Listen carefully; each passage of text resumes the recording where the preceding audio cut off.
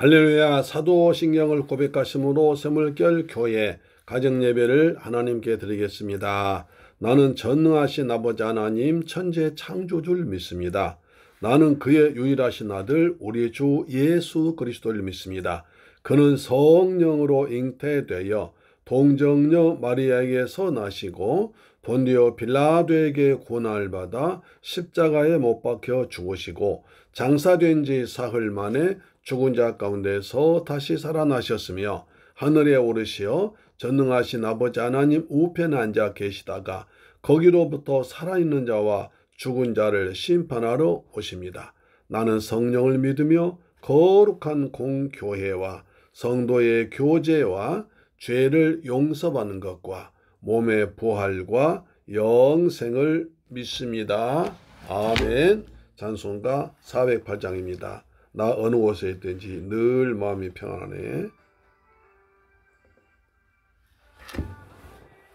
새 있든지 늘 마음이 편하다.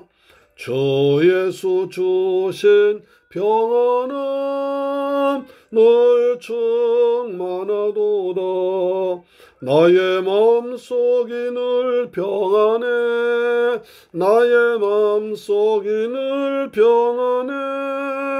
악한 죄 파도가 많으나 마음이 늘 평안해. 내 맘에 솟는 영생수 한없이 흐르니 목마름 다시 없으며 늘 평안하도다. 나의 맘속이 늘 평안해. 나의 맘속이 늘 평안해. 악한 죄 파도가 많으나 마음이 늘 평안해. 아멘. 신주의 사랑을 영원치 못하네. 그 사랑 내 맘 여시고 소망을 주셨네. 나의 맘속이 늘 평안해. 나의 맘속이 늘 평안해. 악한 죄 파도가 많으나 마음이 늘 평안해. 아멘. 주여,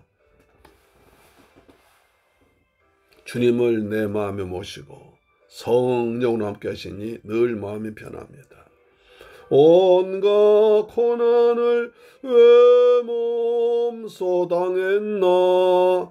주 함께 고난 받으면 멸류관 없겠네. 나의 맘속이 늘 평안해. 평안해.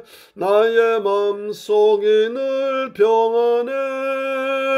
악한 죄 파도가 많으나 마음이 늘 평안해. 아멘. 하나님 말씀 보겠습니다. 사무엘하 16장 9절로 14절 말씀 되겠습니다. 사무엘하 16장 9절로 14절 말씀은 구약성경 489페이지에 기록되어 있습니다. 말씀 봉독합니다. 시작. 스루야의 아들 아비새가 왕께 여짜오되 이 죽은 개가 어찌 내 주 왕을 저주하리이까. 청하건대 내가 건너가서 그의 머리를 베게 하소서 하니 왕이 이르되 스루야의 아들들아 내가 너희와 무슨 상관이 있느냐. 그가 저주하는 것은 여호와께서 그에게 다윗을 저주하라 하심이니 네가 어찌 그리하겠느냐 할 자가 누구였느냐 하고 또 다윗이 아비새와 모든 신하들에게 이르되 내 몸에서 난 아들도 내 생명을 해하려 하거든 하물며 이 베냐민 사람이랴. 여호와께서 그에게 명령하신 것이니 그가 저주하게 버려두라. 혹시 여호와께서 나의 원통함을 감찰하시니니 오늘 그 저주 때문에 여호와께서 선으로 내게 갚아주시리라 하고, 다윗과 그의 추종자들의 길을 갈 때에 시므이는 산비탈로 따라가면서 저주하고 그를 향하여 돌을 던지며 먼지를 날리더라. 왕과 그와 함께 있는 백성들이 다 피곤하여 한 곳에 이르러 거기서 쉬니라. 할렐루야. 사랑하는 샘물결 가족 여러분, 오늘도 주의 은혜 가운데서 하루 평안하게 지내셨죠? 하나님께서 주신 은혜와 평안이 여러분의 범사에 항상 풍성하기를 축복합니다. 오늘 이제 월요일날 가정 예배 또 시므이가 등장합니다. 참 사울의 집안에서 다 망했지만 그러나 종들은 아직도 남아있지 않습니까?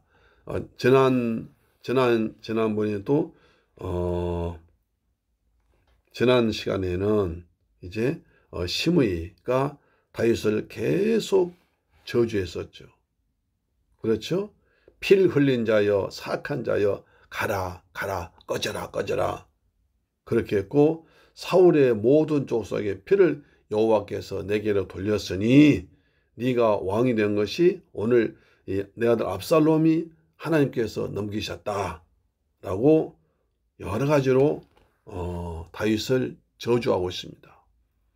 다윗과 그래도 다윗이 아무리 쫓겨간 왕이라 할지라도 그 주위에는 막강한 군대가 있습니까? 지금까지 다윗과 함께하면서 전쟁에 져본 적이 없는 용감한 장수들이 있습니다. 비록 얼마간은 압살롬에게로 갔지만 그러나 대부분의 다윗의 주력부대는 여기에 따르고 있거든요. 특히 다윗과 함께하고 약속한 600명의 호위병들이 다윗을 딱 지키고 있습니다. 거기에 요압 장군의 아들 요압 장군과 형제가 아닌 아비새 장군이 지키고 있습니다. 그렇기 때문에 이렇게 해서는 안 되는 거죠. 그렇지만 시므이는 계속 다윗을 따라 나오면서 저주를 퍼붓습니다. 막 함부로 이 말 저 말 합니다. 그래서 우리가 남이 아무리 참 쪼그라들고 남이 아무리 지금 잘 살다가 힘이 없어질지라도 함부로 해서는 안 됩니다. 큰일 나는 거죠. 그래서 이제 아비새가 보다 못해 화가 나서 왕이시여, 저렇게 무도하게 왕을 공격하고 저주한 저놈을 도저히 내가 듣고 더 이상 볼 수 없습니다. 내가 가서 단칼에 저놈의 목을 베어버리겠습니다. 그래서 요동하는 군사들의 마음을 안정하고, 그리고 하나님 왕이 지엄함을, 왕이 대단한 존재임을 알게 해줘야 됩니다. 이대로 가면 계속 왕이 무시당합니다 라고 한 뜻으로 말했습니다. 그러자 다윗이 말합니다. 10절에 스루야의 아들들아, 내가 너희와 무슨 상관이 있냐. 여기서 다윗이 스루야의 아들들이라고 부른 것은 굉장히 안 좋은 감정에서 말한 겁니다.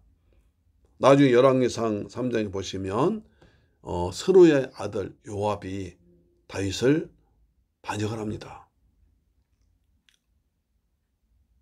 그때 정말 요압 장군이 앞장서 가지고 다윗을 반역을 합니다.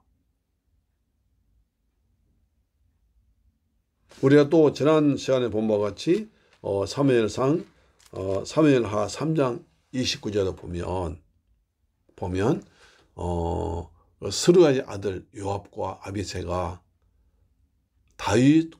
다윗의 뜻에 맞지 않게 자기들 마음대로 결정을 합니다. 다윗은 북이스라엘과 하루빨리 평화적으로 통일되길 원해서 그쪽의 국방장관을 받아들였지만, 그러나 이쪽의 국방장관 요압은 자기 자리가 위태해지니까 그걸 반대하고 죽이거든요. 그때 이제 다윗이 말합니다. 내가 이제 힘이 없어서 스루야의 아들들에게 눌렸다, 이렇게 한탄하거든요. 그래서 다윗은 나중에 솔로몬 왕이 일어설 때, 유언할 때 요압을 죽여라 라고 명령하는 것입니다. 하여튼 스루야의 아들들로 나오면 다윗과는 별로 관계 안 좋은 관계 때 한 말입니다. 그래서 다윗은 여기서 보면 다윗은 저 시므이도 여호와께서 시킨 것이다. 다시 말해서 지금 압살롬이 반란을 일으키고 또 많은 장군 부하들이 압살롬에게 가고 그 다음에 내가 다윗이 또 이렇게 죽을 고생을 하면서 도망 나온 것도 여호와께서 밧세바를 범했을 때 두 가지 명령하셨죠. 두 가지를 선포하셨죠. 네 집안이 칼이 끝이 아니라 내가 너는 또 백주에 너는 밤에 그 나쁘진 않지만 내 부인들은 백주에 부끄러움 당할 것이다. 두 가지 말씀하신 것이 여호와께서 말씀하신 이루어진 걸 생각하고 있습니다. 그리고 또 하나님께서 이루시고 하나님께서 선포한 말씀이 이루어진 것이기 때문에 다윗은 하나님께서 한 것이기 때문에 불평하지 않습니다. 그렇죠? 그래서 좀 보면 너와 무슨 상관이 있느냐?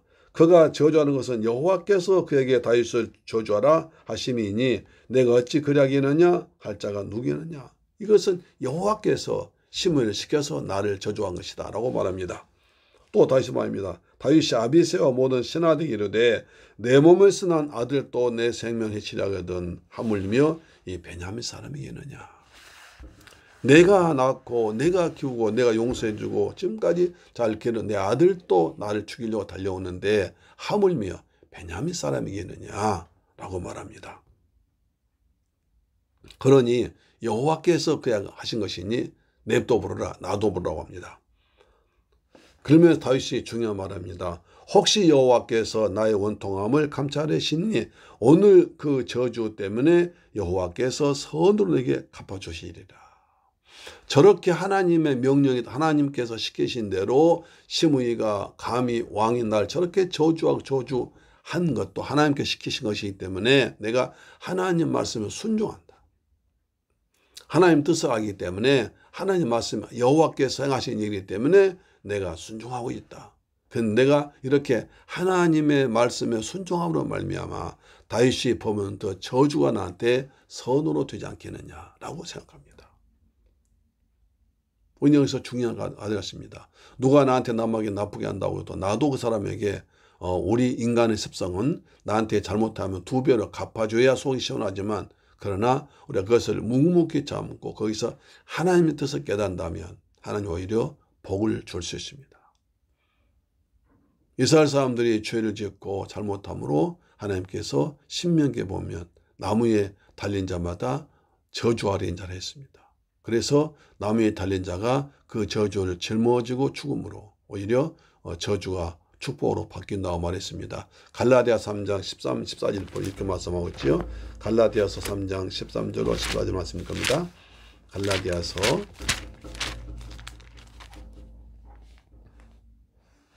시작. 이는 그리스도 예수 안에서 아브라함의 복이 이방인에게 미치게 하고 또 우리로 하여금 믿음으로 말미암아 성령의 약속을 받게 하려 하십니다.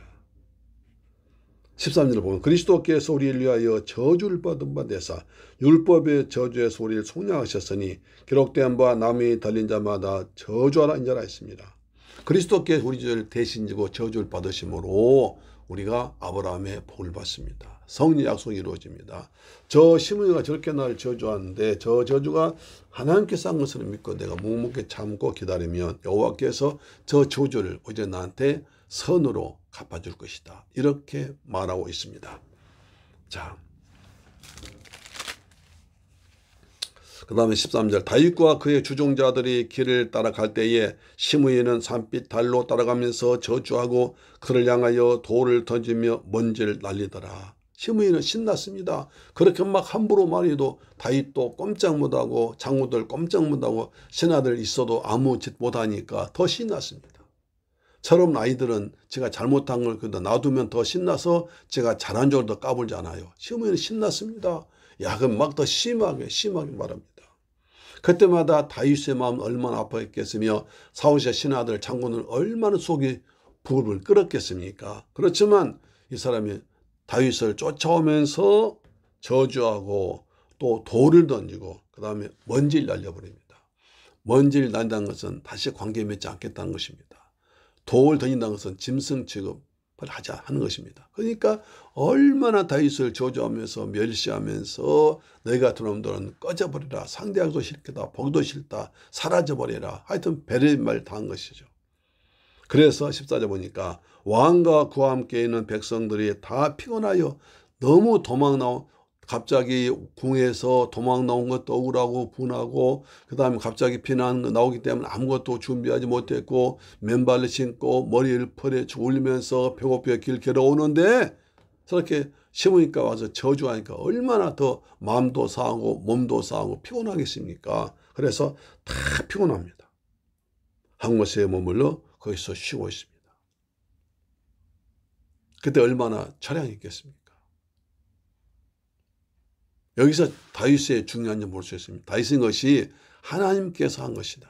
하나님께서 하신 말씀이 이루어진 것이다. 그래서 내가 나의 잘못 때문에 이런 일이 벌어졌으니까 하나님께 자비 용서를 구하면서 회개하면서 묵묵히 그렇게 모욕을, 그 다음에 아주 심한 모욕과 그 다음에 아주 부끄러움을 당하고 있습니다.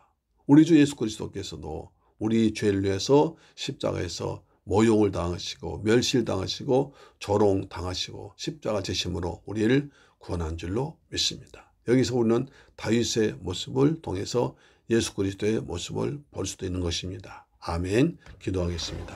좋으신 아버지 감사합니다. 저희를 사랑하시고 축복하셔서 다윗을 조청하면서 저주하는 시므이를 볼 수가 있습니다. 다윗은 아비새는 그것을 보고 당장 가서 한 칼로 죽여버리겠다고 했지만 다윗은 하나님께서 하신 것이라 하나님 말씀 이루어진 걸로 생각하고 거기에 순종하면서 참고 회개합니다. 그래서 저것이 변하여, 저 저주가 변하여 혹시 나한테 선이 될 것을 기도하고 있습니다.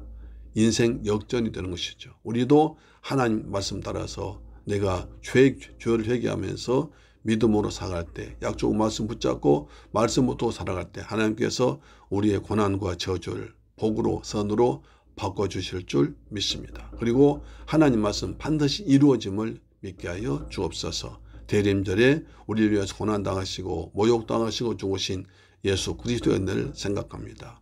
예수님의 이름으로 기도드립니다. 아멘. 주기도 마칩니다. 하늘에 계신 우리 아버지여, 이름이 거룩히 여김을 받으시오며 나라의 임하옵시며 뜻이 하늘에서 이룬 것 같이 땅에서도 이루어지이다. 오늘날 우리에게 일용할 양식을 주옵시고 우리가 우리에게 죄 지은 자를 사하여 준 것 같이 우리 죄를 사하여 주옵시고 우리를 시험에 들게 하지 마옵시고 다만 악에서 구하옵소서. 대개 나라와 권세와 영광이 아버지께 영원히 있사옵나이다. 아멘. 할렐루야. 내일 뵙겠습니다. 여기는 제주 성서식물원 비블리아인데요. 가면 참 좋습니다. 제주도에서 목사님과 사모님께서 이스라엘 땅 가도 우리가 식물은 잘 보지 못하고 한두 가지만 보는데 제주 이스라엘은 여기 굉장히 이스라엘 성서에 있는 땅을 많이 그 식물을 보여주면서 우리에게 참 사한 교육을 시켜주고 있습니다. 요나의 박넝쿨. 요나의 박넝쿨이 어떤 박넝쿨일까요? 우리나라 박넝쿨은 절대 아닙니다. 그 다음에 겨자씨. 그 다음에 감람나무. 여러 가지 볼 수 있거든요. 혹시 제주도 가시면 성서식물원 비블리아 인터넷 치면 나옵니다. 한번 가보시는 것도 좋을 것 같습니다. 할렐루야. 아멘.